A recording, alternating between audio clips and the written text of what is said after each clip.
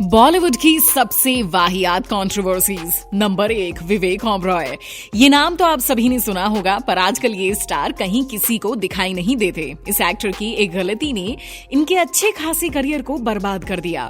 विवेक का जो करियर बर्बाद हुआ उसकी वजह वो खुद ही है। विवेक ओबरॉय का करियर अच्छा चल रहा था, पर तभी इन्होंने सलमान खान से पंगा ले लिया। विवेक के करियर खत्म होने का सिलसिला तब शुरू हुआ जब ऐश्वर्या राय और सलमान खान का ब्रेकअप हो गया। तब विवेक और ऐश्वर्या की नजदीकी बढ़ गई। एक रिपोर्ट के मुताबिक सलमान खान विवेक को फोन पर परेशान करते थे और धमकियां दिया करते थे।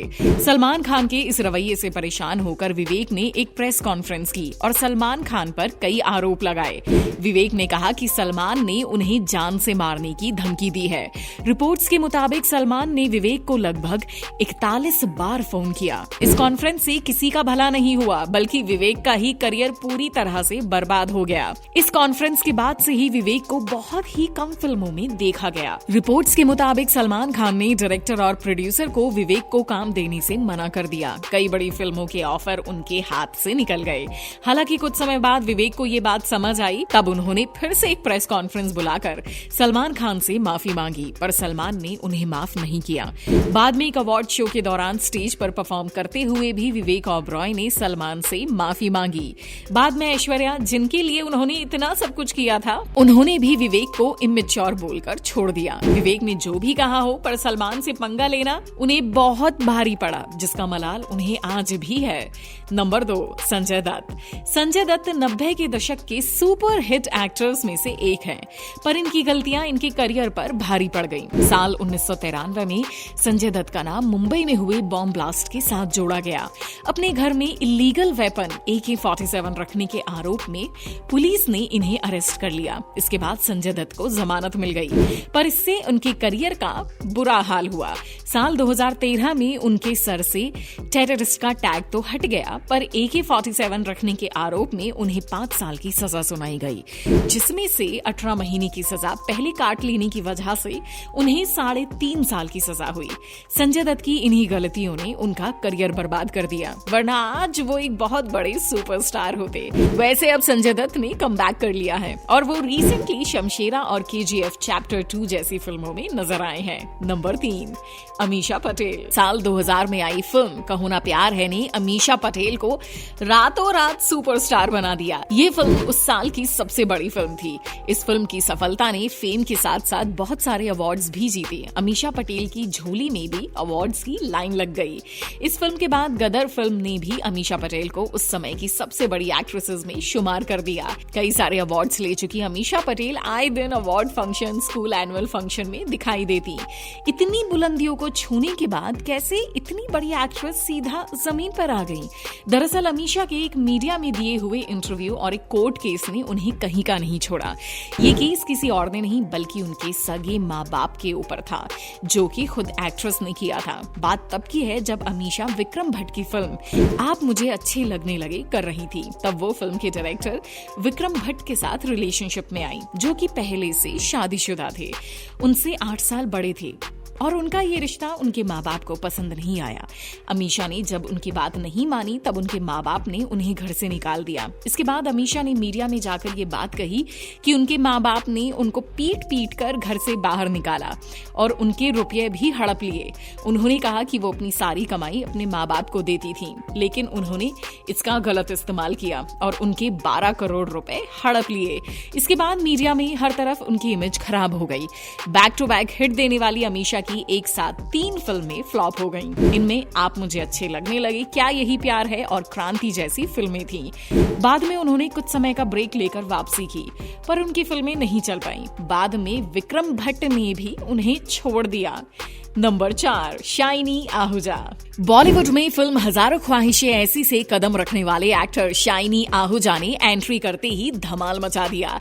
उनके पास पहली ही फिल्म से काम की लाइन लग गई। गैंगस्टर, वो लम्हे, लाइफ इन अ मेट्रो में शाइनी को देखने के बाद लोगों को यकीन हो गया कि ये स्टार बहुत बड़ा साबित होगा, पर इस एक्टर की एक गलती ने इन्हें स्टार से भाई बिल्कुल बेकार बना दिया। दरअसल साल 2009 में शाइनी की नौकरानी ने उन पर जबरदस्ती करने का आरोप लगाया था। इस वजह से उनका करियर खत्म हो गया। जब शाइनी की डीएनए जांच हुई तो उसमें उनका डीएनए मैच हो गया, जिसके बाद उन्हें 14 जून 2009 को पुलिस ने अरेस्ट कर लिया। इस मामले के सामने आने के बाद सभी ने उनसे मुंह मोड़ लिया। बचाव में शाइनी ने कहा कि ये सब दोनों की मर्जी से था और नौकरानी उन्हें फंसा रही है। पर डीएनए मैच होने की वजह से शाइनी को 7 साल की सजा सुनाई गई। बाद में उस नौकरानी ने ही कहा कि ये आरोप झूठा था। नौकरानी ने पुलिस को बताया कि उसने उस महिला के कहने पर शिकायत दर्ज कराई जिसने उसे एक्टर के घर पर काम पर लगवाया था। बाद में नौकरानी पर झूठा आरोप लगाने के लिए केस चलाया गया। इस घटना के बाद से ही शाइनी के ऊपर से सारे आरोप तो हट गए, लेकिन उनका करियर बर्बाद हो गया। इसके बाद उन्हें कहीं काम नहीं मिला। आखिरी बार शाइनी अनीस बाज़मी की फिल्म 2015 में रिलीज हुई वेलकम बैक में नजर आए थे, मगर उनका रोल इतना छोटा था कि भाई दर्शक उन्हें पहचान ही नहीं पाए। नंबर 5, फरदीन खान। दोस्तों, वेटरन एक्टर फिरोज खान के बेटे फरदीन खान अपनी दमदार अभिनय और चार्मिंग लुक से दर्शकों के दिलों में अपनी जगह बनाने में कामयाब तो हो गए, पर उनकी एक गलती ने उन्हें कहीं का नहीं छोड़ा। दोस्तों, फरदीन खान को नशे की आदत हो गई और इसी वजह से वो रंगे हाथों पकड़े भी गए। 5 मई 2009 की सुबह 3 बजे नार्कोटिक्स कंट्रोल ब्यूरो ने फरदीन और उनके पैडलर को ड्रग्स की खरीद फरोख्त करते हुए रंगे हाथों पकड़ लिया। बताया जाता है कि फरदीन उस पैडलर से 1 ग्राम कोकीन लेने गए थे, जिसकी कीमत 2,500 रुपए थी। जब फरदीन से इस मामले में पूछा गया तो उन्होंने कहा कि शूटिंग की वजह से उन्हें सोने में देर हो जाती है और अगले दिन शूट पर फ्रेश दिखना पड़ता है, बस इसलिए ही वो ड्रग्स लेते हैं। इस केस के बाद फरदीन को जमानत मिल गई, पर उनका करियर पूरी तरह बर्बाद हो गया। इतने सालों बाद फरदीन खान अब फिल्म विस्फोट में नजर आने वाले हैं। नंबर 6, तनुश्री दत्ता। दोस्तों, फिल्म आशिक बनाया आपने में अपने बोल्ड अवतार में नजर आने वाली एक्ट्रेस तनुश्री दत्ता ने अपने ही एक बयान के चक्कर में मुश्किलें खड़ी कर लीं। भारत में मी टू मूवमेंट शुरू करने वाली ये ही एक्ट्रेस थी। उसके बाद से बॉलीवुड में कई एक्ट्रेसेस इससे जुड़ चुकी हैं। दरअसल इस एक्ट्रेस ने साल 2018 में नाना पाटेकर पर बदसलूकी करने के आरोप लगाए थे। तनुश्री ने कहा था कि साल 2008 में फिल्म हॉर्न ओके प्लीज की शूटिंग के दौरान नाना ने उनके साथ बदसलूकी की। इस आरोप के बाद नाना पाटेकर से कई फिल्में छीन ली गईं, पर बाद में उन्हें क्लीन चिट मिल गई, जिस वजह से नाना को वापस काम मिलना शुरू हो गया। पर इससे तनुश्री का करियर तो भाई बिल्कुल ही खत्म हो गया। इसके बाद वो कहीं नहीं दिखाई दी। हालांकि अब कुछ समय पहले नाना को फिल्म ऑफर होने के बाद तनुश्री ने एक बार फिर कहा कि वो अपने लिए आवाज उठाएंगी। साथ ही उन्होंने बाकी एक्टर्स से भी न्याय की गुहार लगाई। नंबर 7, पुलकित सम्राट। सनम रे, फुकरे जैसी फिल्मों में नजर आ चुके पुलकित सम्राट का करियर काफी स्मूथ चल रहा था, लेकिन इन्होंने भी विवेक ओबरॉय की तरह सलमान खान से पंगा ले लिया। दरअसल पुलकित ने श्वेता से शादी की थी, जिसे सलमान अपनी बहन मानते हैं, और इस दौरान सलमान पुलकित को काफी पसंद भी करने लगे थे और इनका करियर काफी अच्छा चलने लगा। शादी के कुछ समय बाद ही पुलकित का यामी गौतम के साथ अफेयर की बातें आने लगी। ये दोनों एक मूवी के दौरान करीब आए थे।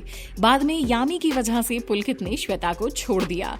ये बात सलमान को बिल्कुल पसंद नहीं आई और उन्होंने हर डायरेक्टर प्रोड्यूसर को पुलकित को फिल्म देने से मना कर दिया।